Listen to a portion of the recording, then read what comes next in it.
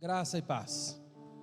Que alegria podermos mais uma vez aqui no canal da Igreja Batista Central em Bocaiúva, podermos estar juntos com você. Quero que você saiba que tudo que tem sido feito aqui tem sido feito com muito carinho, com muito amor, para ministrar o Evangelho, a palavra de Deus ao seu coração. Com muita alegria, nosso texto de hoje é o Salmo 42 e o Salmo 43.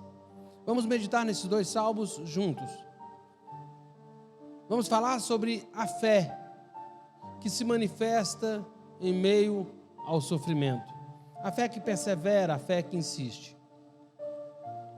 A palavra religiosidade é um termo que tem sido atacado em nossos dias por aqueles que buscam viver a vida com Deus de forma intensa e sincera. A religiosidade em si mesma não é o problema, pois ela diz respeito à prática da fé. O problema está em depositarmos na nossa religiosidade a esperança da nossa salvação. Não somos salvos por sermos religiosos, mas porque Deus nos amou e revelou-nos a sua graça. E isto nos leva a amarmos a Deus e a tudo o que Ele ama. É impossível alguém amar a Deus de verdade se não tiver prazer nas coisas que Ele ama.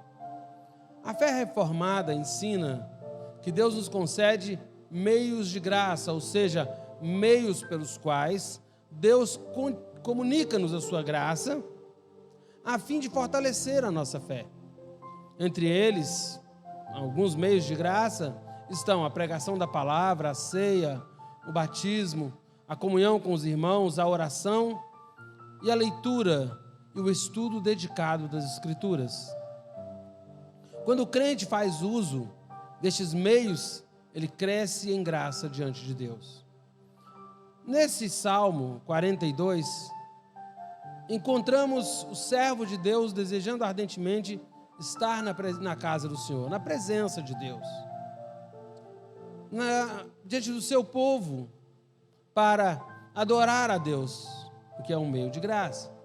Por causa dos inimigos que capturaram e o levaram ao exílio, o salmista se via impedido de estar onde tanto amava estar.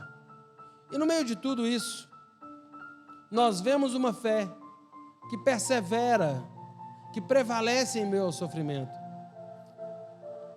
Esses dois salmos, o Salmo 42 e o Salmo 43, formam uma só peça, como fica claro na pergunta que se repete no verso 9 do capítulo 42 e no verso 2 do capítulo 43.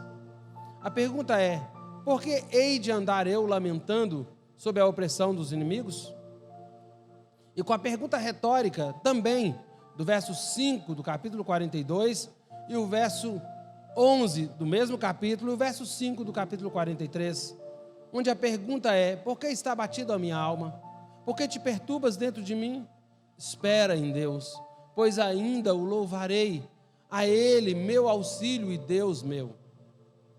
Porque eles foram separados, os dois salmos nós não sabemos, mas nesse nosso devocional eles serão vistos juntos.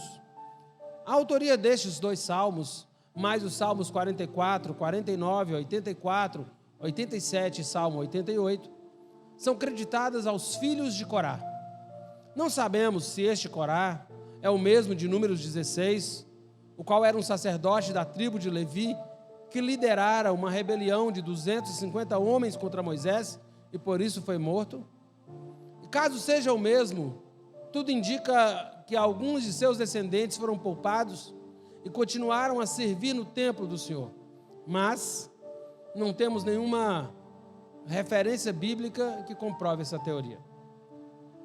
Longe da casa de Deus, afastado da comunhão dos seus irmãos, o salmista sofria muito.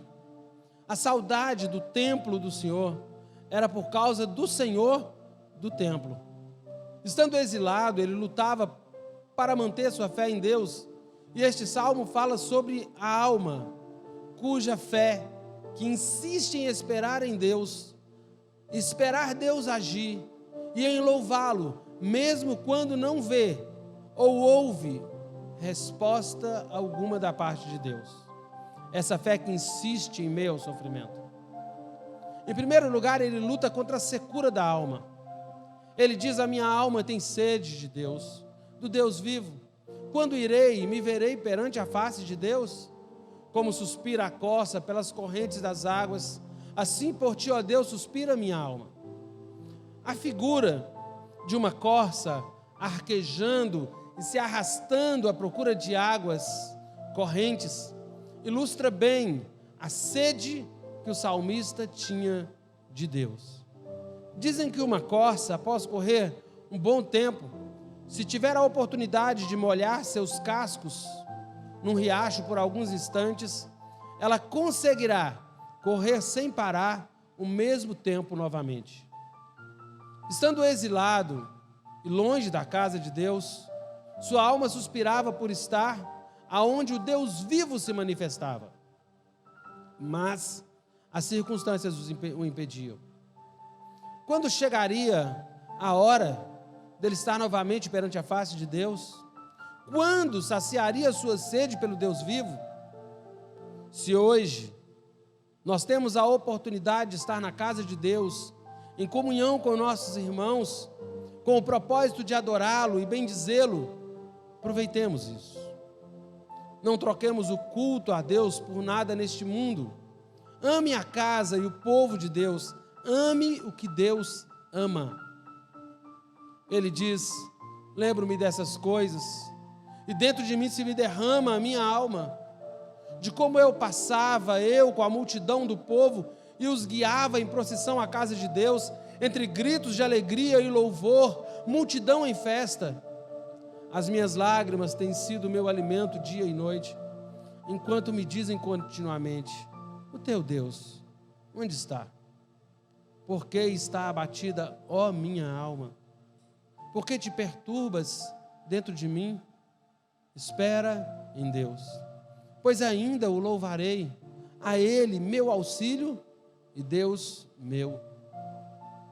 A impossibilidade de estar no templo do Senhor e a zombaria dos inimigos questionando onde estava o seu Deus causavam-lhe terrível dor e sofrimento no coração. Suas lágrimas o alimentavam. Quando estamos passando por tempos de sofrimento, é muito mais fácil chorarmos do que nos alimentarmos. As lágrimas roubam-nos a fome e o apetite. Além do sofrimento causado pelos inimigos, seu coração sofria com as lembranças deliciosas das festividades do culto a Deus. Sua alma se derramava de tristeza com essas lembranças.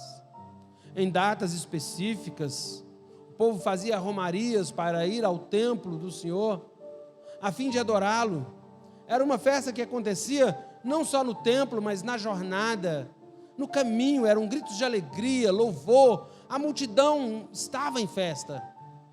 Era uma cena linda, um momento singular, ver o povo caminhando e louvando a Deus rumo ao templo, para adorar ao Senhor. Mas agora, exilado, longe da casa de Deus, o salmista faz uma autoconfrontação, admoestando-se a não ficar abatido e a esperar em Deus, pois tinha certeza de que voltaria a louvar a Deus, o seu auxílio e o seu Deus. A secura da alma não é vencida com recursos naturais, nem com as memórias dos dias gloriosos. Somente Deus pode dessedentar a alma que definha na sequidão. Somente Deus pode matar a nossa sede antes que nossa alma morra. Se a alma está seca, somente em Deus você encontrará a água da vida.